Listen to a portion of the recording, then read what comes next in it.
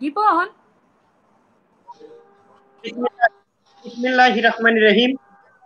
দর্শক, দেশে এবং বিদেশে যে যেখান থেকে দেখছেন সকলকেই দেশ বাঁচাও মানুষ বাঁচাও আন্দোলনের পক্ষ থেকে শুভেচ্ছা জানাচ্ছি। প্রতিদিনের ন্যায় আজকে আমাদের এই ভার্চুয়াল টক শো, আজকে আমাদের 68 পর্ব। আপনাদেরকে ধন্যবাদ জানাচ্ছি যে নিয়তই আপনারা আমাদের পাশে বিভিন্ন পরামর্শ থাকেন। প্রিয় দর্শক, আপনাদেরকে ধন্যবাদ জানাচ্ছি। আমরা এখন আপনাদেরকে পরিচয় করিয়ে দেব। আমাদের সাথে যুক্ত হয়েছেন গণতন্ত্রের জন্য যিনি লড়াই করছেন, সাবেক ইডেনের ভিপি, আমাদের সকলের প্রিয় বিএনপি নেত্রী, আমাদের সকলের প্রিয় হেলেন জেরিন খান আমাদের সঙ্গে আছেন। রাজপথ আন্দোলন সংগ্রামের অন্যতম প্রতীক, যিনি গণতন্ত্রের জন্য সার্বক্ষণিক লড়াই করে যাচ্ছেন, উলামা দলের সংগ্রামী আহ্বায়ক প্রিন্সিপাল শাহ মোহাম্মদ নেচারুল হক আমাদের সঙ্গে যুক্ত আছেন। প্রবাসী থেকেও যিনি গণতন্ত্রের জন্য লড়াই করছেন, আমাদের সকলের প্রিয় ফাহিমা আক্তার মুকুল চৌধুরী আমাদের সঙ্গে যুক্ত হবেন। শিক্ষক আন্দোলনের প্রতীক বিএনপি নির্বাহী কমিটির সদস্য আলমগীর হোসেন আমাদের সঙ্গে যুক্ত হবেন। বদরুন্নেছার কলেজের সাবেক ভিপি নিরু আপা সহ সকলকে আমরা ধন্যবাদ জানাচ্ছি। প্রিয় দর্শক, আপনারা জানেন যে আমাদের ভার্চুয়াল মুক্ত সংলাপের আজকে আমরা বিষয় নির্ধারণ করেছি গণতন্ত্র ও আজকের বাংলাদেশ। আমরা এই বিষয়টি নিয়ে আজকে আলোচনা করব। আপনাদের যদি কোনো প্রশ্ন থেকে থাকে, পরামর্শ থেকে থাকে, তাহলে আপনারা আমাদেরকে এসএমএস করবেন এবং টেলিফোন করবেন। আপনাদের সকলকে ধন্যবাদ জানাচ্ছি। আপনারা আমার কথা শুনতে পাচ্ছেন? হ্যাঁ, শুনতে পাচ্ছেন? শুনতে পাচ্ছেন আপনারা? শুনতে পাচ্ছি। আপনাদের ধন্যবাদ জানাচ্ছি। আমরা প্রথমেই যেতে চাচ্ছি আমাদের সংগ্রামী নেতা, আমাদের সকলের প্রিয়, আমাদের উলামা দলের সংগ্রামী সভাপতি প্রিন্সিপাল শাহ মোহাম্মদ নিচারুল হকের কাছে। প্রিন্সিপাল শাহ মোহাম্মদ নিচারুল হক, আপনার কাছে যে বিষয়টি আমরা জানতে চাচ্ছি, যে আপনি বাংলাদেশে আমরা দেখছি যে অনেক যাবৎ প্রায় 12 থেকে 14 বছর হয়ে গেল গণতন্ত্রের খুব অনুপস্থিত আছেন বলে আমাদের কাছে মনে হচ্ছে। কিন্তু আজকে এখানে যারা আলোচক আছেন, বিশেষ করে আমরা হেলেন আপার কথাই বলবো, যে তারা কিন্তু আমরা দেখেছি যে নিজের শান্তির কথা চিন্তা করে প্রতিটি মুহূর্ত দেশ ও মানুষের জন্য এবং গণতন্ত্রের জন্য লড়াই করে যাচ্ছে। কিন্তু এই সত্য কথা হলো যে থেকে 14 বছর বাংলাদেশের গণতন্ত্র অনুপস্থিত। এই মতো অবস্থায় বাংলাদেশের যে গণতন্ত্রের সংকট, এই সংকটের মধ্য দিয়ে সকল কিছুরই মনে হচ্ছে সংকট, রাজনীতির সংকট। বাংলাদেশে আমরা দেখছি ধর্ষণের চিত্র, আমরা দেখছি দুর্নীতির চিত্র, ভয়াবহ বাংলাদেশ চলছে। এই বাংলাদেশের জন্য যুদ্ধ হয়েছিল খেটে খাওয়া মানুষ থেকে সর্বশ্রেণীর মানুষ। সেই 71 সালে স্বামীর কাছ থেকে তার স্ত্রীকে ছিনিয়ে নিয়ে যেভাবে ধর্ষণ করা হতো এবং বাবার কাছ থেকে মেয়েকে যেভাবে ছিনিয়ে নিয়ে ধর্ষণ করা হতো, সেই 50 বছরের ইতিহাস বাংলাদেশের 50 বছর রজত জয়ন্তী পালন হবে 2000 সালে। এর মতো অবস্থায় এই গণতন্ত্রকে কিভাবে ফিরিয়ে আনবেন, আমরা আপনার কাছে জানতে চাচ্ছি। নেছার ভাই। বিসমিল্লাহির রহমানির রহিম। গণতন্ত্র আজকের বাংলাদেশ, এই বিষয়ের উপরে দেশ বাঁচাও মানুষ বাঁচাও এর উদ্যোগে ভার্চুয়াল এই আলোচনা সভার উপস্থিত সম্মানিত আলোচক বৃন্দ, উপস্থিত রয়েছেন অধ্যক্ষ আলমগীর হোসেন, জেলা বিএনপির সাধারণ সম্পাদক পিরিজপুর, এবং আমাদের অত্যন্ত প্রিয় এবং রাজপথের আন্দোলন সংগ্রামের নেত্রী, বিএনপির নেত্রী, ইডেন কলেজের সাবেক ভিপি, মহিলা দলের যুগ্ম সাধারণ সম্পাদক জনাব হেলেন জেরিন খান। উপস্থিত রয়েছেন প্রবাসী নেত্রী ফাহিমা আক্তার মুকুল চৌধুরী এবং বদরুন্নেসা কলেজের সাবেক ভিপি খায়রুন্নাহার খানম এবং উপস্থাপক জনাব রকিবুল ইসলাম রিপন। আমি আন্তরিক ধন্যবাদ জানাচ্ছি যে আজকের একটি সুন্দর বিষয় নিয়ে এই আলোচনার জন্য। গণতন্ত্র আজকের বাংলাদেশ, কোথা থেকে শুরু করবো আর কোথায় শেষ করব এর কোনো মানে সীমা নেই। আজকে দীর্ঘ 14-15 বছর বাংলাদেশে কোনো গণতান্ত্রিক ধারা বলতে কিছু নেই, কারণ বাংলাদেশে এখন আছে, আমাদের ছিল গণতন্ত্রের উন্নয়ন, এখন হচ্ছে গণতন্ত্রের উন্নয়ন নেই, এখন দেখা যাচ্ছে যে উন্নয়নের গণতন্ত্র সম্পূর্ণ পাল্টিয়ে দিয়েছে এখন সেই স্লোগান। এবং আজকের বাংলাদেশে আমরা গণতন্ত্র দেখি এটাই যে আজকে দিনের বেলা যে ভোট হতো সেই ভোট হয় আগের দিন রাত্রিতে। আগে যেরকম সব দলের এজেন্ট থাকতো ভোট কেন্দ্রে, যারা শনাক্ত করত একজন সঠিক ভোটার কিনা, এখন সেই সুযোগ নেই। এখন একদলীয়, যেভাবে একদলীয় শাসন তেমনি ভাবে একদলীয় এজেন্ট, এবং অন্য কোনো দলের এজেন্ট যদি কেউ সাহস করে যায়ও তাকে অপমান অপদস্থ মারপিট করে বের করে দেওয়া হয়। এই হলো বর্তমান দেশের গণতান্ত্রিক ধারা, এবং এটা কতদিন চলবে এর কোনো সীমারেখা নেই। কাজে আজকে বাংলাদেশের 50 বছর সুবর্ণ জয়ন্তী পূর্তি অনুষ্ঠান হবে আমাদের দেশে, কিন্তু আমাদের এটাই আফসোস, এটাই কষ্ট যে গণতান্ত্রিক ধারা যদি অব্যাহত না থাকে একটি দেশে, সেই দেশে মানুষ কিভাবে বসবাস করবে। আমি অন্য বিষয় নাই গেলাম, অনেক কথা আছে, আমার হেলেন জেরিন আপু অনেক সুন্দর করে বলতে পারেন, এবং আলমগীর ভাই সেও ছাত্র রাজনীতি করে আসছেন, আমরাও ছাত্র রাজনীতি করে আসছি, কিন্তু কোনোদিন দেখিনি এইরকম অবস্থা। বিশ্বের কোথাও বোধ এরকম নেই যে একদলীয় শাসন ব্যবস্থা আমরা দেখেছি সেই 75-এর আগে, আর দেখতেছি এখন এই যে দীর্ঘ 14-15টি বছর।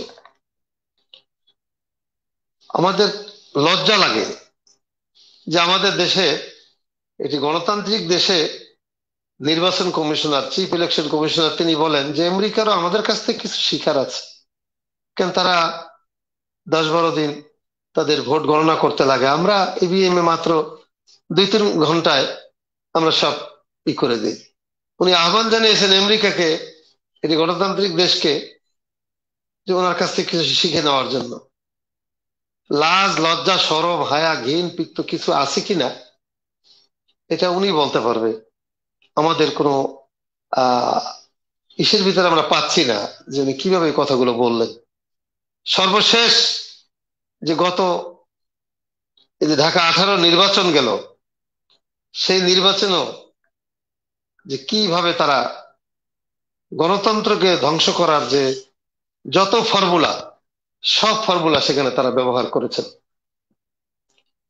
কাজে এর থেকে যদি আমাদের বেরিয়ে আসতে হয়, তাহলে আমাদেরকে শক্তি নিয়ে সাহস নিয়ে আমাদের মাঠে ময়দানে নামতে হবে, এবং আমাদেরকে আন্দোলনের কোনো বিকল্প নেই।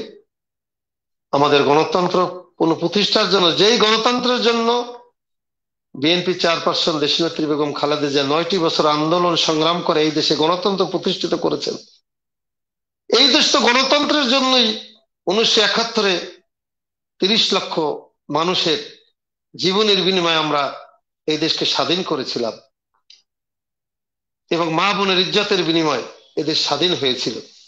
কিন্তু সেই দেশে আজকে গণতন্ত্র শুধু মুখে, কিন্তু বাস্তবে কোনো গণতন্ত্র নেই। কাজে আমি যদি সুযোগ হয় আবার বলবো, আমি এ পর্যন্তই রাখছি। ধন্যবাদ আপনাকে।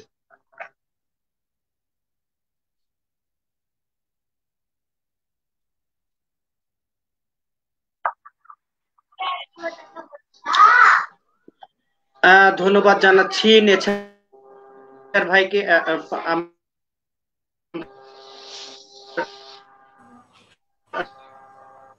নেছার ভাইকে ধন্যবাদ জানাচ্ছি। আমরা এখন যেতে চাচ্ছি মুকুল আপার কাছে। মুকুল আপা, আপনি শুনতে পাচ্ছেন? মুকুল আপা আপনি শুনতে পাচ্ছেন? শুনতে পাচ্ছি, জি শুনতে পাচ্ছি, আমি শুনতে পাচ্ছি। শুনতে পাচ্ছেন? হ্যালো, জি জি আমি শুনতে পাচ্ছি। আপনার ওখানে সম্ভবত দুঃখিত আমরা মুকুল দুর্বলতা, আপার আপনার কথা লাইনটি মাঝে মাঝে ডিসকানেকশন আটকিয়ে যাচ্ছে। পাচ্ছে। সেটা আছে লাইনে। আলো শুনতে পাচ্ছেন? আমি শুনতে পাচ্ছি, হ্যাঁ জি আমি মুকুল শুনতে আপা পাচ্ছি আপনার কথা।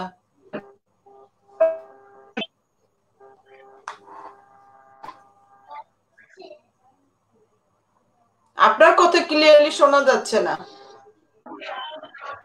জি বলেন।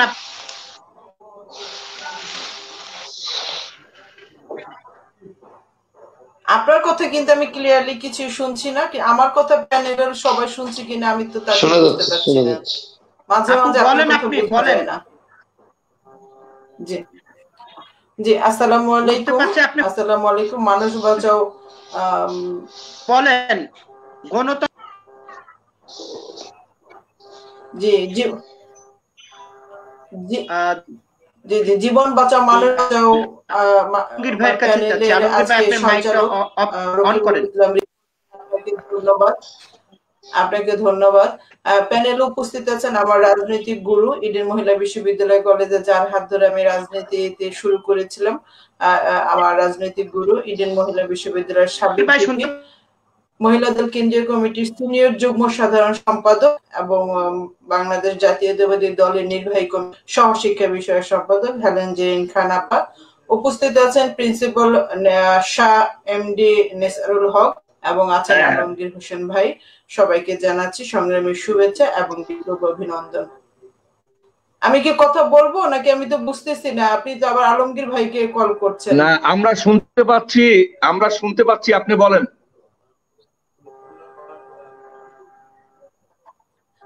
জি, তো যে কথাটা আসলে রিপন ভাই বলেছিলেন, আমি একটু প্রথমে একটু কারেকশন করে দিতে চাই। উনি বলছিলেন যে প্রবাসী নেত্রী, আমি আসলে প্রবাসে আপাতত অবস্থান করছি। আমি বাংলাদেশ জাতীয়তাবাদী মহিলা দল কেন্দ্রীয় কমিটির সাবেক আহ্বায়ক, সাবেক ছাত্রদল কেন্দ্রীয় কমিটির সদস্য এবং মহিলা দল ইতালি বিএনপি এবং মহিলা দল কেন্দ্রীয় কমিটির আন্তর্জাতিক বিষয়ের সম্পাদক। ধন্যবাদ আপনাদের সবাইকে। গণতন্ত্র আজকের বাংলাদেশ, এই কথাটি বলতে গেলে প্রথমে বলতে হয় যে বাংলাদেশের গণতন্ত্র আজকে আইসিইউতে অবস্থান করছে। এখন বাংলাদেশের গণতন্ত্র বলতে কিছুই নেই।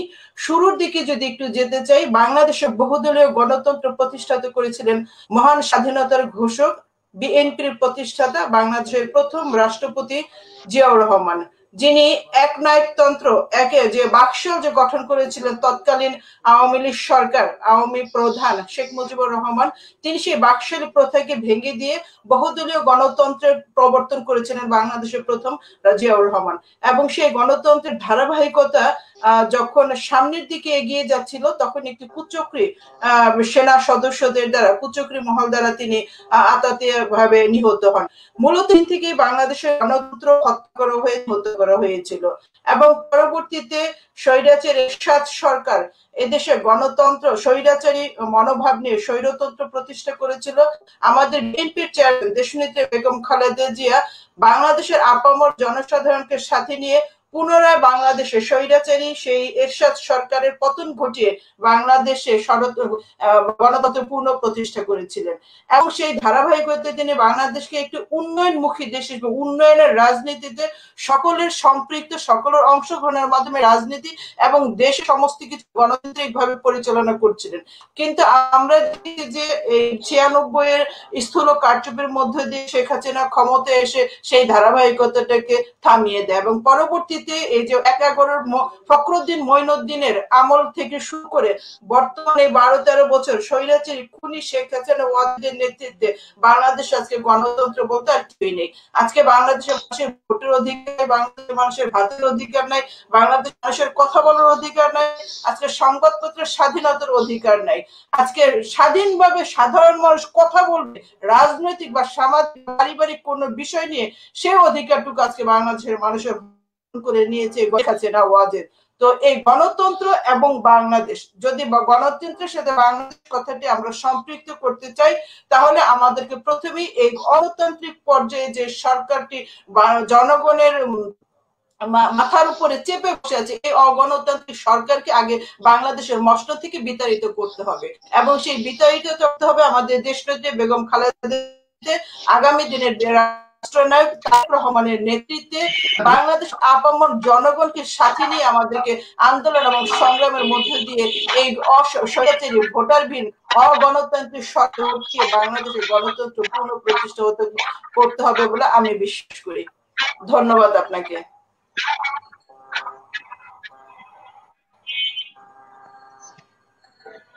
ধন্যবাদ মুকুল আপা, আপনাকে ধন্যবাদ জানাচ্ছি। আমরা সেটাই চাচ্ছি যে বাংলাদেশের গণতন্ত্র অচিরেই মুক্ত হোক। আমরা এখন যেতে চাচ্ছি অধ্যাপক হোসেনের কাছে। অধ্যাপক আপনি আপনার মাইকটা অন করেন। অধ্যাপক আলমগীর হোসেন, আপনি মাইকটা অন করেন। আপনাকে আমরা দেশ বাঁচাও মানুষ বাঁচাও আন্দোলনের পক্ষ থেকে শুভেচ্ছা ও ধন্যবাদ জানাচ্ছি। আপনার কাছে যে বিষয়টি জানতে চাচ্ছি যে আজকে আমাদের বিষয় গণতন্ত্র, আজকের বাংলাদেশ। এই গণতন্ত্র আমরা দেখছি 14 বছরের উপরে হলো বাংলাদেশে অনুপস্থিত। এই মতো অবস্থায় বাংলাদেশের এই যে রাজনীতির সংকট, দুর্বৃত্তায়নদের মহা আকার ধারণ করেছে, এখান থেকে আসলে কি এই বিষয়গুলো একটু বলবেন? ধন্যবাদ রফিকুল ইসলাম রিপন, অত্যন্ত চমৎকার তার আয়োজন এবং তার চেষ্টা, আমি তাকে ধন্যবাদ জানাই। আজকের এই প্যানেলে যারা আলোচক রয়েছেন, হেলেন জেরিন খান, আমাদের নেসার ভাই, রুমা সহ অন্য যারা আছেন, মুকুল আপা, সকলকে ধন্যবাদ। আলোচনাগুলো শুনছিলাম। আমি প্রথমেই বলে নেই, গণতন্ত্রের সংজ্ঞা পাল্টে গেছে। এখন গণতন্ত্রের সংজ্ঞা হলো, আব্রাহাম লিঙ্কনের ছিল জনগণের, জনগণের দ্বারা, জনগণের জন্য। এখন বা বাংলাদেশে গণতন্ত্রের সংজ্ঞা হলো আওয়ামী লীগের, আওয়ামী লীগের দ্বারা, আওয়ামী লীগের জন্য। অর্থাৎ তারা যেটা করবেন সেটাই গণতন্ত্র। মধ্যরাতে ভোট করে তারা যে নির্বাচিত হয়েছে সেইটাই গণতন্ত্র। অদৃশ্য শক্তি দিয়ে আগুন লাগিয়ে আমাদের নেতাকর্মীদের জেলে পোড়া হয়েছে। একজন মানুষ করোনা আক্রান্ত হয়ে আইসোলেটেড অবস্থায় আছে, তিনিও আসামি রয়েছে।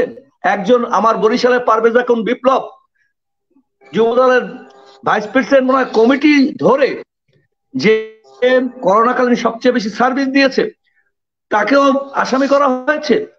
অসুস্থ মানুষকেও আসামি করা হয়েছে। অর্থাৎ সমস্ত দলটাকে আসামি করার যে প্রক্রিয়া, সেই প্রক্রিয়ায় হলো আওয়ামী লীগের কাজ। আমরা জানি এই অবস্থা চলতে পারে না। আমরা শুধু মুখেই বলি এই অবস্থা চলতে পারে না, কিন্তু এই অবস্থা থেকে উত্তরণের একটি মাত্র পথ আছে, যেটি তারেক রহমান করছেন। অর্থাৎ তৃণমূলের সংগঠনটি শক্তিশালী করতে হবে, ওয়ার্ড থেকে, ইউনিয়ন থেকে এবং কেন্দ্র পর্যন্ত একটি ধারাবাহিক ভাবে আমাদের অঙ্গ সংগঠন, সহযোগী সংগঠন, মূল সংগঠনকে শক্তিশালী করতে পারলে, এরপর একটি গণ আন্দোলনে যদি আমরা নেতৃত্ব দিতে পারি, তাহলেই হবে এই সরকারের পতন।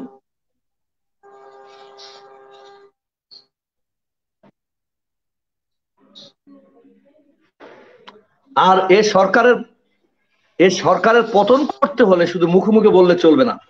অনেক রক্তের বিনিময়ে স্বাধীনতা হয়েছে, ভাষা আন্দোলন হয়েছে, এই ইতিহাসগুলো আমরা বারবার পড়ব। আমরা যারা 90-এর গণ অভ্যুত্থান দেখেছি, আমরা যারা সম্পৃক্ত ছিলাম, মনে আছে আমি জেলা ছাত্র দলের তখন সভাপতি ছিলাম, হেলেন জেরিন খানরা আমাদের খুব কাছাকাছি সময়ের, আমরা জানি যে আন্দোলনের ধারাবাহিক ভাবে না করলে এই সরকারকে পতন ঘটানো যাবে না। বিচ্ছিন্ন ভাবে নয়, আসুন আমরা ঐক্যবদ্ধ হই, আমরা লড়াই করি। শুধু গণতন্ত্র কেন, মনে হয় যেন দেশটি উন্নয়ন হচ্ছে, মেগা উন্নয়ন, মেগা লুটপাট। অর্থাৎ বড় উন্নয়ন হচ্ছে, বড় চুরি হচ্ছে।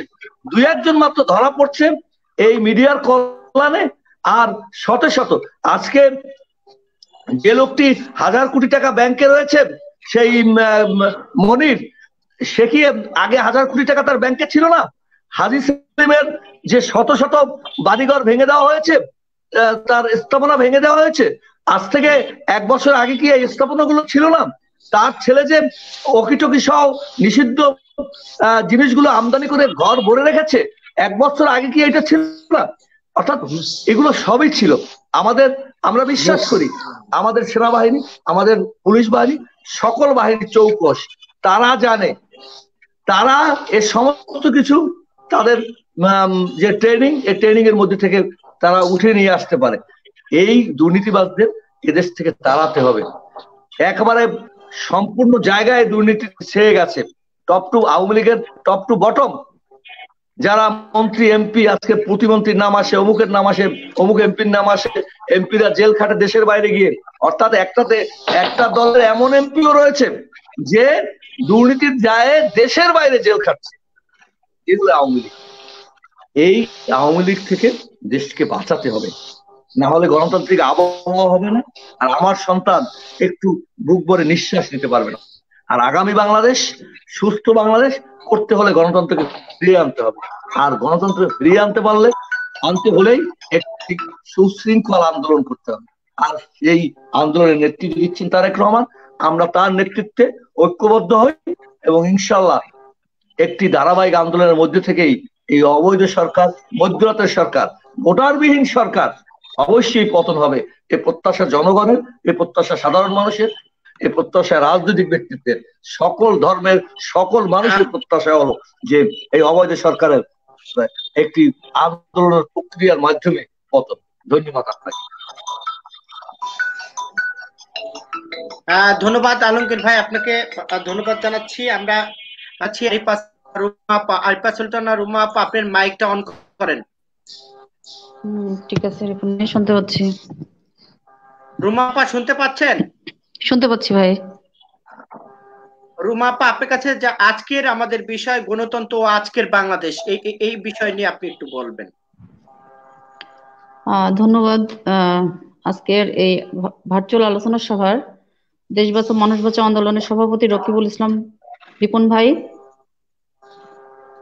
এবং উপস্থিত আছেন বাংলাদেশ জাতীয়তাবাদী মহিলা দলের সিনিয়র যুগ্ম সাধারণ সম্পাদক হেলেন জেরিন খান, বাংলাদেশ জাতীয়তাবাদী দলের সম্মানিত যুগ্ম সম্মানিত সহ সম্পাদক, উপস্থিত আছেন আলমগীর হোসেন ভাই, বাংলাদেশ জাতীয়তাবাদী দলের সম্মানিত সদস্য এবং প্রিন্সিপাল নেসারুল হক ওলামা দলের নেতা এবং ইডেন কলেজ ছাত্র দলের সাবেক আহ্বায়ক ফাহিমা আক্তার মুকুল, সবাইকে জানাই এবং যারা শুনছেন সবাইকে জানাই আমার ব্যক্তিগত পক্ষ থেকে অভিনন্দন।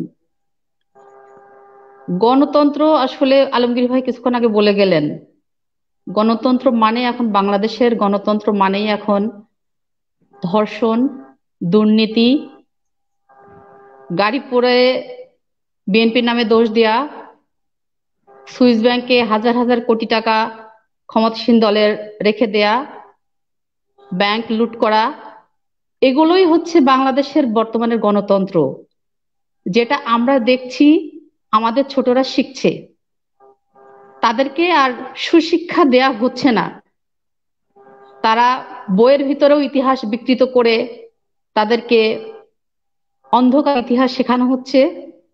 আর গণতন্ত্র তো বললামই যে দুর্নীতি, ধর্ষণ, এগুলোই এখন তাদেরকে শেখানো হচ্ছে। তারা পাঠ্যপুস্তক থেকে বলেন, আর এখন মিডিয়ার যুগ, অনলাইনের যুগ, আমাদের সন্তানরা, আমাদের উত্তরসূরিরা বা আমরা যা দেখছি, যা শিখছি, পুরোটাই একটি ভুল গণতন্ত্রের ভেতরে আমরা সময় পার করছি, যেখানে বর্তমানের শাসিত সরকারের এমপি মন্ত্রীরা মানে একটি নেক্কারজনক ভাবে সরাসরি দুর্নীতিগ্রস্ত এবং সেই এমপিরা বর্তমানে দুর্নীতির দায়ে বিদেশে জেলখানাতে জেল খাটে। আমরা শিখছি এটাই। এবং এমপিদের, মন্ত্রীদের ছেলেরা যে ক্ষমতা অপব্যবহার করে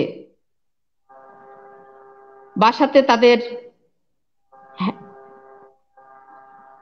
অবৈধ অস্ত্র পাওয়া যায়, মাদক পাওয়া যায়, অকিটকি পাওয়া যায়, এবং এগুলোর মাধ্যমে বোঝা যায় যে সাধারণ মানুষ কতটা নিষ্পেষিত এবং কতটা তাদের কাছে জিম্মি হয়ে আছে, যে তাদের বিরুদ্ধে কেউ গেলেই তাদেরকে ধরে নিয়ে যে গুম করছে, অথবা তাদের সেই জালের ভিতরে নিয়ে যে তাদেরকে নির্মম নির্যাতন চালানো হচ্ছে।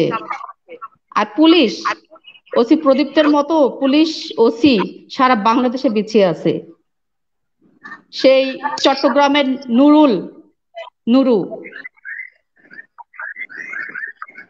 লাশ পড়ে থাকে নদীর পাড়ে। আজকে জাকির, আমাদের ছাত্র দলের নেতা, তেজগাঁও কলেজের, রিমান্ডের নামে হাত পায়ের নখ খুলে নেওয়া হয়। আজকে জনি 17টি বুলেটে তপ্ত লাশ পড়ে থাকে মাঠে। এই হচ্ছে গণতন্ত্র বর্তমানে। তো আমরা এই গণতন্ত্র, এই কালো অধ্যায় আমরা দেখতে চাই না। আমরা একটি সুষ্ঠু গণতন্ত্র পেতে চাই। আমরা বাঙালি, আমরা বাংলাদেশের ভাষাভাষী, আমরা বাংলাদেশে যারা বাস করি, তারা একটি সুষ্ঠু গণতন্ত্রের আশায় দিনাতিপাত করছি। এবং ভবিষ্যতে এমন একটি নেতৃত্ব বাংলাদেশে আসবে, সেখানে সমস্ত দুর্নীতি, সমস্ত অন্যায়কে রুখে দিয়ে বাংলাদেশে একটি গণতন্ত্র দেশ হিসেবে প্রতিষ্ঠিত হবে, এবং বাংলাদেশ একটি গণতান্ত্রিক দেশ হিসেবে সারা বিশ্বের বুকে প্রতিষ্ঠিত হবে। ধন্যবাদ রিপন ভাই আমাকে সুযোগ করে দেওয়ার জন্য কথা বলার।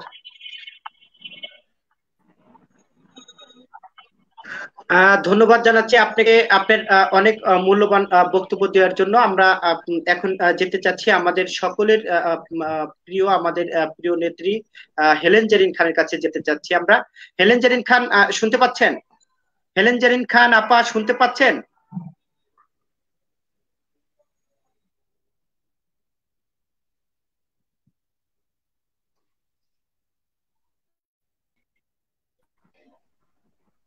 হ্যাঁ রিপন, হ্যালো।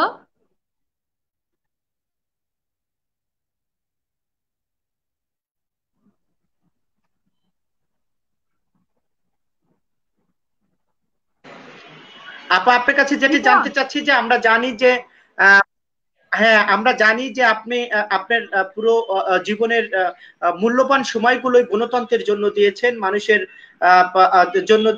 জন্য দিয়েছেন, কিন্তু সেই গণতন্ত্র আজকে হীন হয়ে গেছে। আপনি আজকে এখান থেকে দর্শকদের উদ্দেশ্যে এবং জাতির উদ্দেশ্যে আপনি কি বলতে চাচ্ছেন? ধন্যবাদ রিপন। দেশ বাঁচাও মানুষ বাঁচাও সংগ্রামী সভাপতি এবং আজকের এই ভার্চুয়াল আলোচনার সংগ্রামী উপস্থাপক, অত্যন্ত বলিষ্ঠ এবং সংগ্রামী নেতা এবং অত্যন্ত ভালো উপস্থাপক হিসাবে ইতিমধ্যে যারা ভার্চুয়াল আলোচনা দেখেন এবং শুনেন, তাদের কাছে প্রত্যেকের কাছে অত্যন্ত প্রিয় KM রকিবুল ইসলাম রিপন আমার অত্যন্ত স্নেহের ছোট ভাই। আমি আমার ব্যক্তিগত পক্ষ থেকে ধন্যবাদ জানাচ্ছি আজকের এই ভার্চুয়াল আলোচনায় আমাকে অংশগ্রহণ করানোর জন্য। এখানে উপস্থিত আছেন ওলামা দলের সংগ্রামী সভাপতি নেসার ভাই, অত্যন্ত বলিষ্ঠ সংগ্রামী নেতা, যিনি গণতন্ত্র প্রতিষ্ঠা করার জন্য সারা জীবন দেশনেত্রী বেগম খালেদা জিয়ার হাতকে শক্তিশালী করবার জন্য সবসময় আন্দোলন করেছেন, পরিশ্রম করেছেন, অত্যন্ত বলিষ্ঠ নেতা, জেলও খেটেছেন নেসার ভাই। এখানে উপস্থিত আছেন আলমগীর হোসেন ভাই, আমার সহযোদ্ধা, আমরা ছাত্র দল করেছি একত্রে, অত্যন্ত বলিষ্ঠ নেতা, সংগ্রামী নেতা, অত্যন্ত ভালো বক্তা। আমরা ভাই বোনের মতো দীর্ঘ বছর একত্রে মানে রাজপথে কাটিয়েছি। সে আলমগীর ভাই আমাদের কেন্দ্রীয় কমিটির, বিএনপির কেন্দ্রীয় কমিটির অন্যতম সদস্য এবং পিরোজপুর জেলার সংগ্রামী সাধারণ সম্পাদক, অত্যন্ত বলিষ্ঠ নেতা। এখানে উপস্থিত আছেন ফাহিমা আক্তার মুকুর, আমার অত্যন্ত স্নেহের, অত্যন্ত বলিষ্ঠ সংগ্রামী নেত্রী, অত্যন্ত সুবক্তা এবং ইডেন বিশ্ববিদ্যালয় কলেজের সাবেক আহ্বায়ক এবং বর্তমানে জাতীয়তাবাদী মহিলা দলের কেন্দ্রীয় কমিটির আন্তর্জাতিক বিষয়ক সম্পাদক। এখানে উপস্থিত আছেন আরেকজন বলিষ্ঠ সংগ্রামী নেত্রী, আমার মনে হয় আজকে যারা ছাত্র দল করে তাদের কাছে অত্যন্ত আদর্শের একজন নেত্রী, অত্যন্ত বলিষ্ঠ সংগ্রামী, এবং যে কারণে এই শেখ হাসিনার এই অন্যায়ের বিরুদ্ধে প্রতিবাদ করতে গিয়ে জেলেও খেটেছেন। অত্যন্ত সংগ্রামী নেত্রী, ইডেন কলেজের সাবেক ফার্স্ট জয়েন্ট কনভেনার এবং জাতীয়তাবাদী ছাত্র দলের কেন্দ্রীয় কমিটির অ্যাসিস্ট্যান্ট সেক্রেটারি আরিফা সুলতানা রুমা সহ যারা আমার বক্তব্য শুনছেন তাদের প্রত্যেককে জানাচ্ছি আমি আমার ব্যক্তিগত পক্ষ থেকে, জাতীয়তাবাদী মহিলা দলের পক্ষ থেকে সংগ্রামী শুভেচ্ছা অভিনন্দন। গণতন্ত্র এবং আজকের বাংলাদেশ, গণতন্ত্র এবং আজকের বাংলাদেশে সত্যিকার অর্থে যদি বলতে চাই, বর্তমানে বাংলাদেশে একেবারে গণতন্ত্র অনুপস্থিত। মূলত এই বাংলাদেশটি প্রতিষ্ঠিত হয়েছিলই যেই বিষয়টাকে কেন্দ্র করে, আপনারা জানেন বিশেষ করে ৭০-এর নির্বাচনে এই যে তৎকালীন যারা জয়লাভ করেছিল তাদের কে ক্ষমতা না দেবার কারণেই মূলত এই একটা স্বাধীন সার্বভৌম রাষ্ট্র প্রতিষ্ঠিত হয়েছিল। এর অনেকগুলা কারণের মধ্যে এটা হচ্ছে সবচেয়ে বড় কারণ। মূলত যেটা বলা যায় যে আমরা গণতন্ত্র প্রতিষ্ঠার জন্য ৩০ লক্ষ নরনারীর রক্তের বিনিময়ে এবং বিশেষ করে শহীদ রাষ্ট্রপতি জিয়াউর রহমানের নেতৃত্বে আমরা যারা জানি সারা বাংলাদেশের মানুষ একই ভাষায় কথা বলবে, একই সুরে কথা বলবে, একই কথা সকলের মুখ থেকে আসবে। সেটা হলো যে যখনই এই বাংলাদেশ বিপদে পড়ে কিংবা যখনই এই বাংলাদেশ ভীষণভাবে ক্রাইসিসের মধ্যে পড়ে, তখনই কান্ডারি হিসেবে দেখা যায় এই জাতীয়তাবাদী পরিবার কিংবা জিয়া পরিবারের সদস্যরা কান্ডারি হিসেবে বাংলাদেশের মানুষের কাছে আবির্ভূত হয়। সে কারণে আমি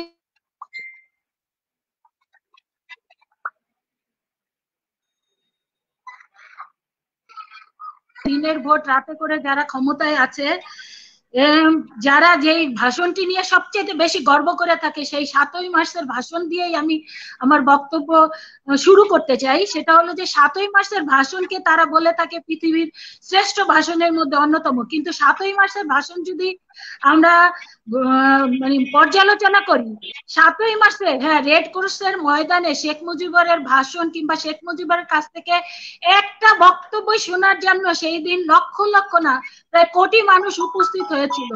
সেই দিন সব মানুষের প্রত্যাশা ছিল একটাই, যে শেখ মুজিবুর রহমান সেই ৭ই মার্চের ভাষণে তিনি যেই বক্তব্যটি দিবেন সেটা হলো স্বাধীনতার ঘোষণা দিবেন। কিন্তু তিনি এই কথা বললেন, সেই কথা বললেন, নানা রকমের বক্তব্য দিলেন, সর্বশেষ কিন্তু জয় পাকিস্তান বলে তিনি তার বক্তব্য শেষ করলেন। সেই দিন কিন্তু বাংলাদেশের মানুষকে তিনি হতাশায় নিমজ্জিত করেছিলেন। তারপর বাংলাদেশের মানুষ তার কাছ থেকে অনেক প্রত্যাশা করেছিল যে তিনি হয়তো স্বাধীনতার ঘোষণাটি দিবেন, কিন্তু তিনি বাংলাদেশের মানুষকে ব্যর্থতায় পর্যবেসিত করে কিংবা বাংলাদেশের মানুষকে একেবারে অন্ধকারে নিমজ্জিত করে তিনি কিন্তু 25শে মার্চের কালো রাতে তিনি কিন্তু পাকিস্তান হানাদার বাহিনীর কাছে আত্মসমর্পণ করলেন। যদি আওয়ামী লীগের থেকে বলা হয় যে তাকে গ্রেপ্তার করা হয়েছে, কিন্তু এটা নিয়ে অনেক প্রশ্নবোধক চিহ্ন আছে যে শেখ মুজিবুর রহমান সেই দিন পাকিস্তানি হানাদার বাহিনীর কাছে আত্মসমর্পণ করেছিলেন। কারণ আমরা সেই সময় 25শে মার্চের প্রথম প্রহরে আওয়ামী লীগের কয়েকজন নেতা, বিশেষ করে তৎকালীন আওয়ামী লীগের সাধারণ সম্পাদক তাজউদ্দিন আহমেদ কিন্তু শেখ মুজিবের কাছে গিয়েছিলেন একটা ঘোষণাপত্র নিয়ে, বলেছিলেন যে নেতা আপনার যে কোনো সময় যে কোনো কিছু হতে পারে, আপনি এই ঘোষণাপত্রটিতে স্বাক্ষর করেন। কিন্তু শেখ মুজিবর কিন্তু অস্বীকার করেছিলেন যে ঘোষণাপত্রটি স্বাক্ষর করলে তাকে রাষ্ট্রদ্রোহিতার মামলায় ঝুলতে হবে। তিনি কিন্তু ঘোষণাপত্রটি স্বাক্ষর করেন নাই। তিনি পরবর্তীতে দেখা গেল গভীর রাতে তিনি পাকিস্তান হানাদার বাহিনীর কাছে আত্মসমর্পণ করলেন। যাই হোক, সেই দিন কিন্তু কান্ডারি হিসেবে শহীদ রাষ্ট্রপতি জিয়াউর রহমান তৎকালীন মেজর ছিলেন। তিনি চট্টগ্রামের কালীরঘাট থেকে স্বাধীনতার ঘোষণা দিয়েছিলেন। শুধু স্বাধীনতার ঘোষণাই দেন নাই, তিনি নিজে অস্ত্র হাতে যুদ্ধ করেছেন এবং দেশনেত্রী বেগম খালেদা জিয়াকে কিন্তু 7 মাস সেই সময় পাকিস্তান হানাদার বাহিনীদের কাছে তাকে বন্দী থাকতে হয়েছে। আজকের আমাদের অ্যাক্টিং চেয়ারম্যান জনাব তারেক রহমানও কিন্তু এবং আরাফাত রহমান অত্যন্ত ছোট ছিলেন, তারাও কিন্তু বন্দী অবস্থায় ছিলেন। তো এই শহীদ রাষ্ট্রপতি জিয়াউর রহমান এবং দেশনেত্রী বেগম খালেদা জিয়া কিংবা জিয়া পরিবারের ত্যাগ স্বীকার করার কারণেই কিন্তু সেদিন আমরা একটা স্বাধীন সার্বভৌম রাষ্ট্র পেয়েছিলাম। এবং এই রাষ্ট্র পেয়ে তার পরবর্তীতে শেখ মুজিবুর রহমান সারা জীবন আমরা জানি গণতন্ত্রের কথা বলেছেন, গণতন্ত্রের কথা বলে তিনি জেলও কেটেছেন। পরবর্তীতে তিনি যখন আমরা একটা স্বাধীন সার্বভৌমত্ব রাষ্ট্র পেলাম, শেখ মুজিবুর রহমান যখন রাষ্ট্রপ্রধান হলেন, তখন কিন্তু আমরা দেখলাম যে 71 থেকে 75 সালে আজকের যে অবস্থা বিরাজ করছে, আমাদের বিভিন্ন বক্তা যেভাবে বক্তব্য রেখেছেন, যে বিষয়গুলো তুলে ধরেছেন, তো 71 থেকে 75 সাল এবং বর্তমান আজকের এই বিশেষ করে 2008 থেকে আজকে 2020 সাল, এর মধ্যে কিন্তু কোনো ডিফারেন্স নাই। সেই সময়ে অত্যাচার হয়েছে, নির্যাতন হয়েছে, সেই সময় লাল বাহিনী, নীল বাহিনী, রক্ষী বাহিনী গঠন হয়েছে, সেই সময় নারীরা ধর্ষিত হয়েছে, সেই সময় ব্যাংক ডাকাতি হয়েছে, সেই সময়ে দেখা গিয়েছে যে শেখ পরিবারের সদস্যরা ব্যাংক ডাকাতি করেছে। তো আজকেও কিন্তু সেই একই অবস্থা বিরাজ করছে। আজকে আরেকটু বেশি হয়েছে যে বাংলাদেশের টাকা বিদেশে পাচার হচ্ছে। তো আমি যেটা বলতে চাই যে সারা জীবন গণতন্ত্রের কথা বলেছেন শেখ মুজিবুর রহমান, জেল কেটেছেন, কিন্তু যখন গণতন্ত্রের সোনার হরিণটি ওনার হাতে এসছে, তিনি কিন্তু মাত্র 11 মিনিটের মাথায় 1975 সালে তিনি পার্লামেন্টে 11 মিনিটে গণতন্ত্র হত্যা করে একদলীয় বাকশাল কায়েম করেছিলেন এবং সকল দল ব্যান করে দিয়েছিলেন, সকল সংবাদপত্র ব্যান করে দিয়েছিলেন, মাত্র 4টা সংবাদপত্র রেখেছিলেন। তো কোন রকমের মানুষের বাক স্বাধীনতা ছিল না, কোন রকমের মানুষের কথা বলার স্বাধীনতা ছিল না, বাংলাদেশের মানুষের মানে আইনের শাসন ছিল না। এরকম একটা অবস্থা পরবর্তীতে আমরা দেখতে পেলাম, যে এই ঘটনাটি কখনোই আমরা সাপোর্ট করি না। 1975 সালের 15ই আগস্টের হত্যাকাণ্ডের মধ্যে দিয়ে সেই বাকশাল কিংবা বাকশালের নায়ক যিনি ছিলেন তারা সপরিবারে নিহত হলেন।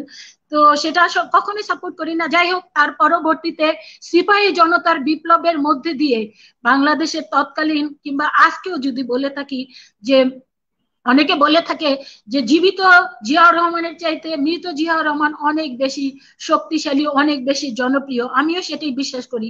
যাই হোক, সেই সময় সিপাহী জনতার বিপ্লবের মধ্যে দিয়ে, তার আগে আপনি জানেন যে 3 নভেম্বর থেকে 1975 সালের 3রা নভেম্বর থেকে 7ই নভেম্বর পর্যন্ত বাংলাদেশ কিন্তু অন্ধকারে ছিল। কোনো সরকার ছিল না, দেশের কোনো আইন কানুন ছিল না, কিছুই ছিল না, সব কিছু কিন্তু বন্ধ ছিল। যে কোনো সময় যে কোনো কিছু ঘটনা ঘটতে পারতো, যে কোনো দেশ বাংলাদেশ দখল করতে পারতো। এবং আমরা শুনেছি যে বিদেশে আমাদের পার্শ্ববর্তী দেশটি তৎপর ছিল যে কোনো সময় দখল করার জন্য। যাই হোক, সেই সময় সিপাহী জনতার বিপ্লবের মধ্যে দিয়ে বাংলাদেশের তৎকালীন সবচেয়ে জনপ্রিয় ব্যক্তিকে, তৎকালীন সেনাপ্রধান শহীদ রাষ্ট্রপতি জিয়াউর রহমানকে কিন্তু ক্ষমতায় আসীন করলেন। শহীদ রাষ্ট্রপতি জিয়াউর রহমান তারপরে আপনারা জানেন 3.5 বছরের তিনি যে শাসন পরিচালনা করেছিলেন, সেই বটমলেস বাস্কেট থেকে শহীদ রাষ্ট্রপতি জিয়াউর রহমান একটা স্বনির্ভর বাংলাদেশে পরিণত করেছিলেন। 3.5 বছরে যেখানে রক্ষী বাহিনী কিংবা লাল বাহিনী, মুজিব বাহিনী দ্বারা যেভাবে, এবং জাসদের পক্ষ থেকে বলা হয়েছিল যে তাদের প্রায় 30,000 নেতাকর্মীকে হত্যা করা হয়েছে, এবং আওয়ামী লীগ বলেছে তাদের প্রায় 40,000 নেতাকর্মী জাসদ হত্যা করেছে। এরকম একটা হত্যাকাণ্ডের একটা দেশে পরিণত হয়েছিল বাংলাদেশটি। সেই দেশটিতে মাত্র 3.5 বছরে এমন একটা জায়গায় শহীদ রাষ্ট্রপতি জিয়াউর রহমান আইনের শাসন প্রতিষ্ঠা করেছিলেন, যে গ্রামে গঞ্জ থেকে শুরু করে ঢাকা শহরে বাংলাদেশের প্রতিটি মানুষ দরজা খুলে ঘুমাতে পারত। কোন রকমের কোনো বিশৃঙ্খলা ছিল না, কোন রকমের কোনো হত্যাকাণ্ড কিংবা কোন রকমের কোনো আইনের যে ব্যত্যয় ঘটে সেটাই ছিল না। এতটা বাংলাদেশের মানুষ একটা প্রোটেকশনের মধ্যে তখন জীবনযাপন করতে পারছিল মাত্র 3.5 বছরে। যখন বাংলাদেশ একটা যেটা বলা হয় যে আজকে যদি শহীদ রাষ্ট্রপতি জিয়াউর রহমান বেঁচে থাকতেন তাহলে হয়তো বাংলাদেশটি মাহাথিরের বাংলাদেশ হতে পারতো, কি সেটাকে বলা যায় জিয়াউর রহমানের বাংলাদেশ, যেটা মালয়েশিয়ার চাইতেও বেশি উন্নত হতে পারতো, কিন্তু লি কুয়ানের সিঙ্গাপুর তার চাইতেও বেশি উন্নত হতে পারতো শহীদ রাষ্ট্রপতি জিয়াউর রহমান আজকে যদি বেঁচে থাকতেন। কারণ 3.5 বছরে তিনি যেইভাবে দেশটাকে একটা উন্নত দেশে নিয়ে গিয়েছিলেন, আপনি জানেন দেশে বিদেশেও কিন্তু শহীদ রাষ্ট্রপতি জিয়াউর রহমানের যে মর্যাদা প্রতিষ্ঠিত হয়েছিল, তিনি মিডল ইস্টে ইরানের মধ্যে যেই সমস্যা ছিল সেটা সমাধান করবার জন্য তাকেই কিন্তু দূত হিসাবে মিডল ইস্ট পছন্দ করেছিল। এবং আপনি জানেন যে সৌদি আরবেও কিন্তু শহীদ রাষ্ট্রপতি জিয়াউর রহমানের অন্যরকম একটা গুরুত্ব ছিল। যাই হোক, সে শহীদ রাষ্ট্রপতি জিয়াউর রহমান যেভাবে বাংলাদেশটিকে একটা আত্মনির্ভরশীল দেশে পরিণত করেছিল, কিংবা অর্থনৈতিকভাবে কিংবা সার্ক প্রতিষ্ঠা করে সারা বা পৃথিবীতে শহীদ রাষ্ট্রপতি জিয়া রহমান কিংবা বাংলাদেশের মর্যাদা একটা উন্নত জায়গায় নিয়ে যাচ্ছিল, সেই সময় কিন্তু আমরা জানি দেশি বিদেশি চক্রান্তের মধ্যে দিয়ে শহীদ রাষ্ট্রপতি জিয়াউর রহমানকে হত্যা করা হলো। এবং শহীদ রাষ্ট্রপতি জিয়াউর রহমানের 3.5 বছরের যে সুশাসন ছিল, তখন দেখেন বহুদলীয় গণতন্ত্র প্রতিষ্ঠা করা হয়েছিল। আজকের যে আওয়ামী লীগ, সেই আওয়ামী লীগেরও কিন্তু পুনর্জন্ম হয়েছিল শহীদ রাষ্ট্রপতি জিয়াউর রহমানের হাত দিয়ে। তারপরে আমরা জানি যে শহীদ রাষ্ট্রপতি জিয়াউর রহমানকে নির্মমভাবে হত্যা করা হলো, তিনি শহীদ হলেন। এবং শহীদ রাষ্ট্রপতি জিয়াউর রহমানের জানাজায় যত লোক হয়েছিল সেটা তো একটা ইতিহাস, পৃথিবীর আর কোনো রাষ্ট্রপ্রধানের জানাজায় এত লোক হয়েছিল এটা কিন্তু কোথাও শোনা যায় না।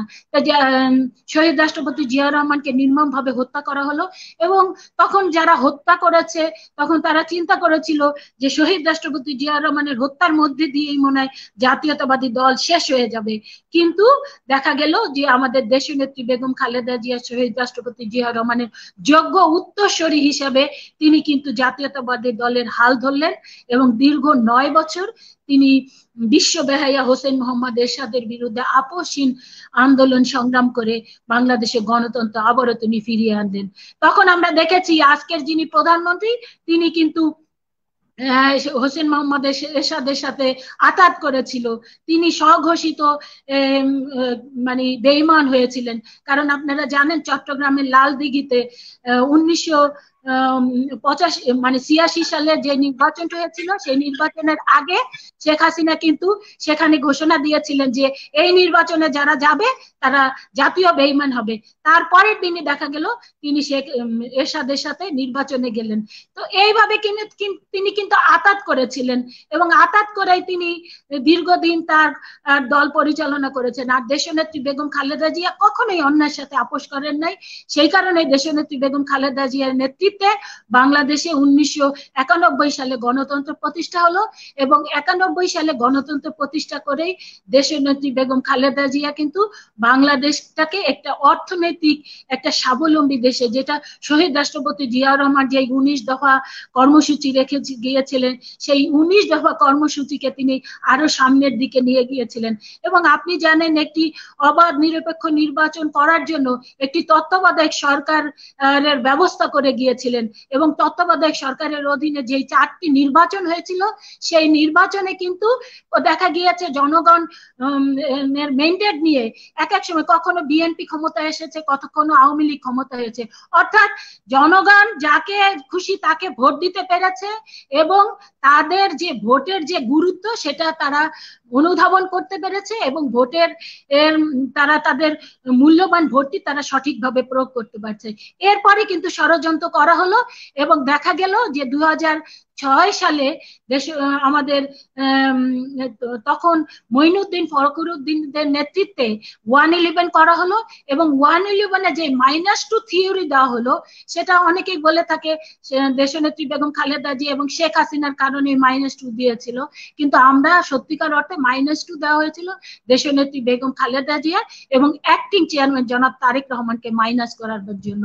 কিন্তু আজকে দেখেন যে এতটা বছর আমরা 2014 সালের নির্বাচন জানি 153টা সিট বিনা প্রতিদ্বন্দ্বিতায় হয়েছে এবং 144টা সিটে যে নির্বাচন হয়েছিল সেই নির্বাচনকে বলা হয় যে কুত্তা মার্কা নির্বাচন, যেখানে কুকুর বিড়াল ছাড়া কেউ যায় নাই।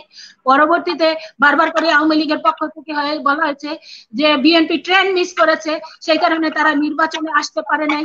এরপরে আমরা দেখেছি 2018 সালে বিএনপি যে নির্বাচনে গিয়েছিল, বাংলাদেশের মানুষ কিন্তু সকলেই প্রস্তুত ছিল যে এবারে নির্বাচনে তারা ভোট দিতে পারবে এবং দেশে বিএনপিকে জনগণ ম্যান্ডেট দিয়ে বিএনপিকে ক্ষমতায় আসবে। কিন্তু আমরা দেখলাম পৃথিবীর ইতিহাসে একটি কলঙ্কজনক অধ্যায় সৃষ্টি করে বাংলাদেশে দিনের ভোট রাতে করা হলো এবং এই দিনের ভোট রাতে করার কারণেই আজকে যেটা বলা হলো যে আওয়ামী লীগের পার্লামেন্ট মেম্বার কারা হয়েছে, পাপলুর মতো মানে পাপলুর মতো দুর্নীতিবাজরা, যারা শুধু বাংলাদেশেই নয়, তারা আজকে এই কাতারে গিয়ে তাদের এই দুর্নীতির কারণে আজকে জেল খাটছে। আজকে তারা এমপি হয়েছে, হাজী সেলিমের মতো দুর্নীতিবাজ এমপি হয়েছে। তারা এমপি হয়েছে শামীম ওসমানদের মতো খুনিরা, যারা 7 মার্ডারের নির্দেশদাতা। কারা এমপি হয়েছে, বদির মতো লোকেরা, কিংবা বদিকে দেয় নাই, কাকে দিয়েছে, তার স্ত্রীকে দিয়েছে, যারা আমাদের তরুণ সমাজকে, আপনি জানেন, এই যে মাদকে আসক্ত করে আমাদের তরুণ সমাজকে ধ্বংস করে দিচ্ছে। আজকে তারা মানে নেতৃত্বে আছে পাপিয়ার মতো, যারা আমাদের গ্রাম থেকে ছোট ছোট মেয়েদেরকে এনে আওয়ামী লীগের নেতাদেরকে মনোরঞ্জনের জন্য, আপনি জানেন বিশেষ করে রাজধানীর মতো জায়গায় এবং সেখানে নানা রকমের মেয়েদের নিয়ে বাজে কাজ করানো হয়। এবং সেই জায়গাটা আমরা দেখেছি যে আওয়ামী লীগের একদম সর্বোচ্চ পর্যায়ের এমপি মন্ত্রী সকলের নাম এসেছে। এবং কারা আজকে নেতৃত্বে থাকে, সম্রাটদের মতো নেতারা, যারা ক্যাসিনো করে বাংলাদেশের হাজার হাজার কোটি টাকা লুটপাট করেছে। আজকে কারা এই প্রশাসন চালাচ্ছে, তারা চালাচ্ছে প্রদীপের মতো ওসিরা, যারা 1 বছরে প্রায় 200-র মতো লোক, 204 জনের মতো লোককে গুম করেছে এবং সেই সমস্ত পরিবারে যে সমস্ত নারীরা আছে সেই সমস্ত নারীদের ধর্ষণ করেছে। কাজেই বলতে হয় কবির ভাষায়, এত এত রঙ্গ ভঙ্গ দেশ তবু রঙ্গে ভরা, হায় সেলুকাস কি বিচিত্র এই পৃথিবী। আজকে বাংলাদেশের অবস্থা হয়েছে সেই জায়গায়, আজকে এমন একটি সরকার জাগদল পাথরের মতো বাংলাদেশের মানুষের বুকে চেপে আছে। আজকে সেই সরকারটির কাছে বাংলাদেশে কোনো আইনের শাসন নাই। আজকে আপনারা দেখেছেন, যারা কথা বলতে চায়, সেটা আমরা বিপিআর এর হত্যাকাণ্ডের মধ্যে দেখেছি, বাংলাদেশকে দুর্বল করবার জন্য, বাংলাদেশকে একটি ব্যর্থ রাষ্ট্র। আপনাকে ধন্যবাদ জানাচ্ছি, আপনার কাছে আবার আসবো। হত্যাকাণ্ডের মধ্যে দিয়ে 57 জন সেনা অফিসারকে হত্যা করা হয়েছে, হেফাজতের মধ্যে দিয়ে আলেম ওলামাদের প্রায় 3-4 হাজার আলেম ওলামাদের হত্যা করা হয়েছে। আমরা জানি জামাত শিবিরকে হত্যা করেছে, গুম করেছে। সর্বশেষ এদেশের সবচেয়ে জনপ্রিয় যেই দল বিএনপির নেতা কর্মীকে গুম করেছে, আমাদের ইলিয়াস আলীর মতো অত্যন্ত জনপ্রিয় নেতাকে গুম করেছে, চৌধুরী আলমের নেতার মতো গুম করেছে, আমাদের বিএনপির স্থায়ী কমিটির অন্যতম সদস্য সালাউদ্দিন ভাইয়ের মতো নেতাকে গুম করে পার্শ্ববর্তী একটা দেশে পাঠিয়ে দিয়েছে। আর আমাদের প্রান্তীয় নেত্রী, দেশনেত্রী বেগম খালেদা জিয়াকে আপনারা জানেন অন্যায়ভাবে জেলে রাখা হয়েছে 2 কোটি টাকার মিথ্যা ভুয়া মামলার কারণে। আর যে সময় দেশনেত্রী বেগম খালেদা জিয়ার বিরুদ্ধে 2 কোটি টাকার মামলা দেওয়া হয়েছে, ঠিক একই সময় আমরা দেখেছি আজকের এই অবৈধ প্রধানমন্ত্রীর বিরুদ্ধে 15,000 কোটি টাকার মামলা দেওয়া হয়েছিল। সে অবৈধভাবে ক্ষমতায় আসে দেখে 15,000 কোটি টাকার মামলা আজকে কিন্তু হাওয়া হয়ে গিয়েছে। আর আমাদের প্রান্তীয় নেত্রী, দেশনেত্রী বেগম খালেদা জিয়ার 2 কোটি টাকার জায়গায় আজকে 7 কোটি টাকা হয়েছে। তারপরে আমাদের প্রান্তীয় নেত্রী, দেশনেত্রী বেগম খালেদা জিয়াকে 2 বছর জেলে থাকতে হয়েছে। আজকেও তিনি কিন্তু বন্দী অবস্থায় আছে। সেই কারণে আমি বলবো যে বাংলাদেশে কোনো গণতন্ত্র নাই, বাংলাদেশে কোনো বাক স্বাধীনতা নাই, বাংলাদেশে কোনো কিছুরই কোনো মানে ঠিকভাবে পরিচালিত হচ্ছে না। বাংলাদেশকে একটি করদ রাজ্যে পরিণত করা হয়েছে, একটা ব্যর্থ রাষ্ট্রে পরিণত পরিণত করা হয়েছে। বাংলাদেশের মানুষ তাকিয়ে আছে জাতীয়তাবাদী দলের প্রতি, দেশনেত্রী বেগম খালেদা জিয়ার দিকে এবং আমাদের অ্যাক্টিং চেয়ারম্যান জনাব তারেক রহমানের দিকে। কাজেই আসুন আমরা সকলে মিলে দেশনেত্রী বেগম খালেদা জিয়ার হাতকে শক্তিশালী করি এবং আমাদের অ্যাক্টিং চেয়ারম্যান জনাব তারেক রহমানের নির্দেশকে বাস্তবায়ন করি। সেই প্রত্যাশা রেখে আমি আমার বক্তব্য আপাতত শেষ করছি। ধন্যবাদ। জিন্দাবাদ। ধন্যবাদ আপা, অনেক চমৎকার করে বলেছেন। প্রিয় দর্শক, আপনাদেরকে সকলকে ধন্যবাদ জানাচ্ছি। আমরা অনুষ্ঠানে প্রায় শেষ পর্যায়ে, আমাদের হাতে 10 মিনিট সময় আছে, আমরা সকলকে সুযোগ দিতে চাই। আমি সকলকে একটু সময়ের দিকে খেয়াল রেখে আমরা এই 10 মিনিট 5 জনকে সময় দিতে চাই। আমরা এখন যেতে চাচ্ছি ফাহিমা আপার কাছে। মুকুল আপা, আপনি শুনতে পাচ্ছেন? আপনার মাইকটা অন করেন।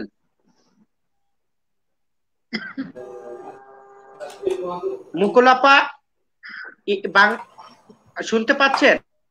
জি, আমি শুনতে পাচ্ছি। জি, আমি শুনতে পাচ্ছি। এই সংকট থেকে আসলে উত্তরণের উপায় কি বলে আপনি মনে করেন? যদি একটু ছোট করে বলেন। আমাদের সময় 10 মিনিট, 5 জনকে আমরা 10 মিনিট দিতে চাচ্ছি, ছোট করে বলবেন। আমরা একটু থেকে শুনেছি। হ্যাঁ, সংকটের আগে আপনার শব্দটা কি এসেছিল? আমার এখান পর্যন্ত পৌঁছেনি, আমি শুনতে পাইনি। কি বিষয় সংকট? গণতন্ত্র নাকি অন্য কিছু? গণতন্ত্র প্রশ্নটা গণতন্ত্র। আজকে যে অগণতান্ত্রিক উপায়ে বাংলাদেশের শাসন ব্যবস্থা পরিচালিত হচ্ছে, এটি তো একটা অগণতান্ত্রিক অবস্থা। গণতন্ত্র সংকটের মধ্যে বলতে বুঝে গণতন্ত্র যেখানে বিদ্যমান না থাকে, গণতন্ত্র বাস্তবায়ন করা না হয়, গণতন্ত্রের সুবিধা যেখানে সাধারণ মানুষ না পায়, সেটাকে আমরা গণতন্ত্রহীনতা বলি বা গণতন্ত্র সংকট বলি। গণতন্ত্র সংকটকে মোকাবিলা করার জন্য আমাদের সকলকে হতে হবে। যখন সরকারের মানসিকতার অভাব থাকে গণতান্ত্রিক ভাবে দেশকে পরিচালনা করা, তখন সেটা জনগণের দায়িত্ব হয়ে যায় সেই গণতন্ত্র সংকটকে উদ্ধার করার। তো আজকে বাংলাদেশের জনগণকে ঐক্যবদ্ধ হতে হবে।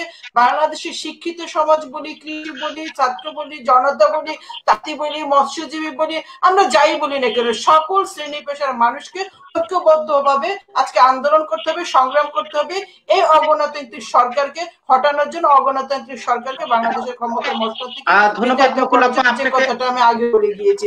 আমাদের যারা সচেতন জনগণ আছে তাদেরকে সচেতন হতে হবে। সচেতনতার মধ্যেই আন্দোলন সংগ্রামে অংশগ্রহণ করে গণতন্ত্রকে পুনঃপ্রতিষ্ঠা করতে হবে, আমি বিশ্বাস করি। ধন্যবাদ, চমৎকার। ধন্যবাদ আপনাকে। আমরা এখন যেতে রুমা আপার কাছে। রুমা আপা, শুনতে পাচ্ছেন? হ্যাঁ, শুনতে পাচ্ছি রিপন ভাই। বাংলাদেশের যে গণতন্ত্রের সংকট, এই গণতন্ত্র আসলে দেশের অধিকার, ভোটের অধিকার কিভাবে পেতে পারি বলে আপনার কাছে মনে হচ্ছে? একটু যদি ছোট করে বলেন। আজকে তথ্যমন্ত্রী একটা বক্তব্য দিয়েছেন, হাসান মাহমুদ চৌধুরী। উনি বলেছেন যে সরকারকে টেনে নামাতে গিয়ে বিএনপি রশি ছিঁড়ে নিচে পড়ে গিয়েছে। আমি শুধু এই কথা থেকে বলতে চাই, বিএনপি রশি ছিঁড়ে পড়ে যায়নি। আজকে 14 বছর বিএনপি ক্ষমতার বাহিরে।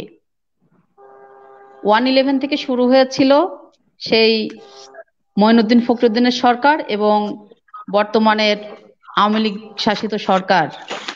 এমন কোনো চেষ্টা নাই যে বিএনপি নেতৃবৃন্দদের বিএনপিকে ছিন্ন বিচ্ছিন্ন করবার জন্য তারা প্রক্রিয়া চালায় নাই।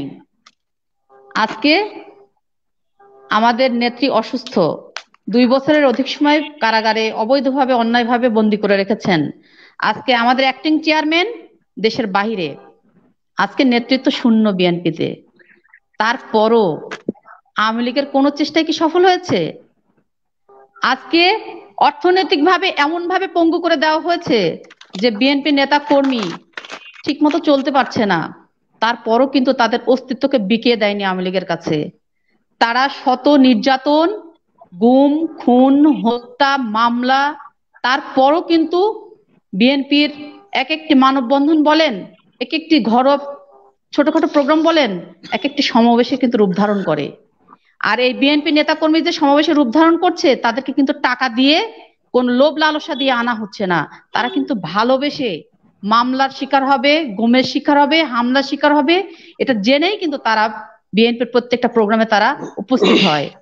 তাই আমি বলবো গণতন্ত্রকে বাংলাদেশে ফিরিয়ে আনতে হবে, নইলে কোন রাষ্ট্র, অগণতান্ত্রিক কোন দেশ কখনো ভালো থাকতে পারে না। সাধারণ মানুষ আজকে নিষ্পেষিত হচ্ছে।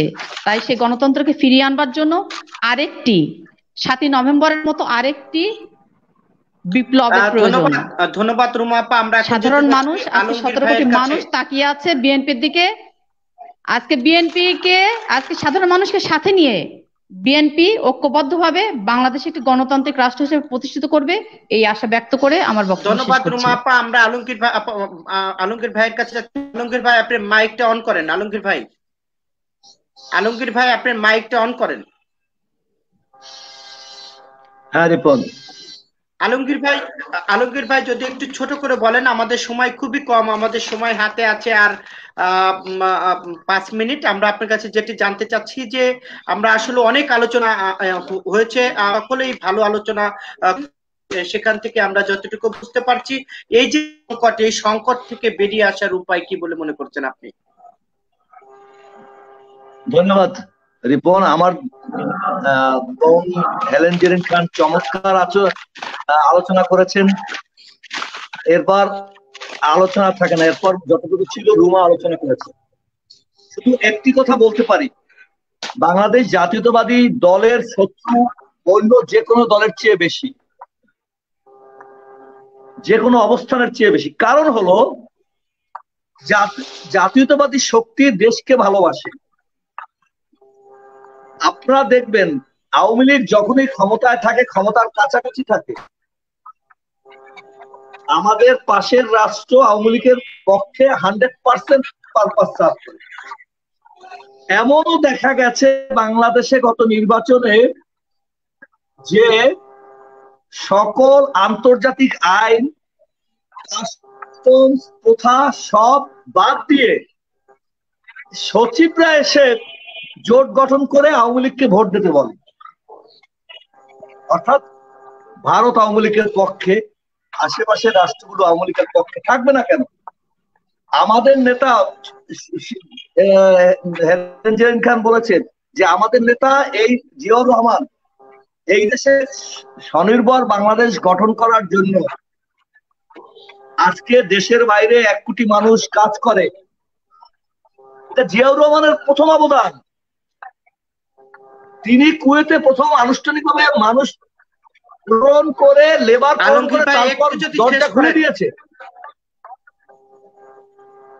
তো আমরা আসুন ঐক্যবদ্ধ হই, জনাব তারেক রহমানের নেতৃত্বে ঐক্যবদ্ধ হয়ে সকল দল যারা এদেশে গণতন্ত্র চায় সেই সকল দলের ঐক্যবদ্ধ হয়ে এক প্ল্যাটফর্মে এসে এই দুটো পথ, একটা হলো ভোট, এদেশে আর ভোট হবে না।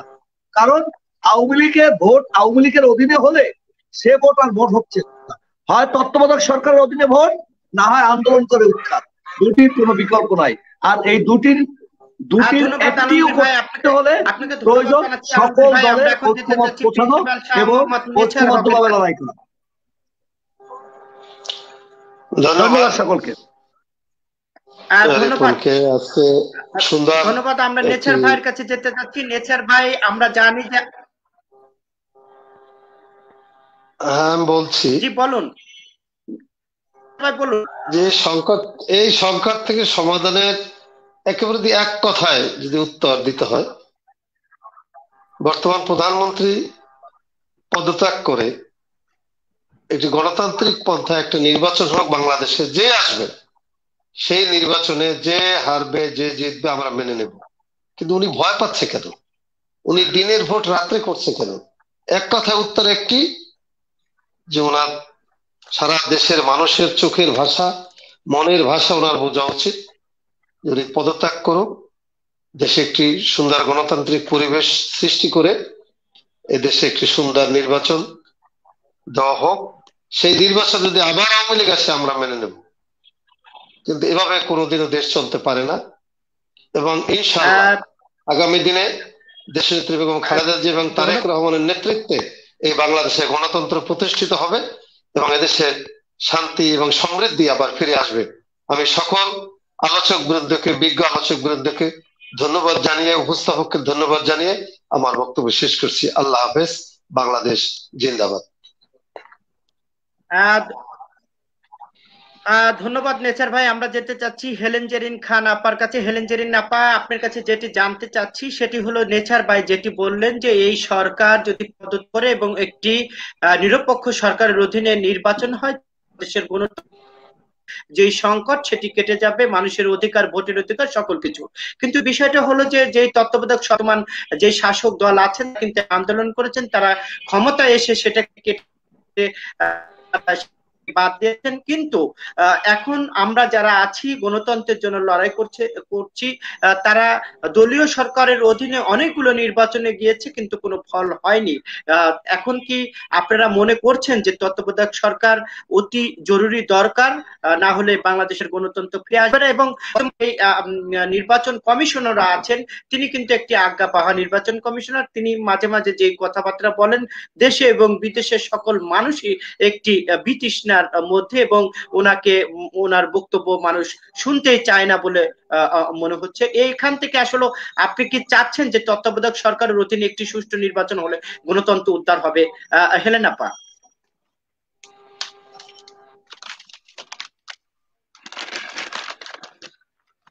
হেলেন আপা।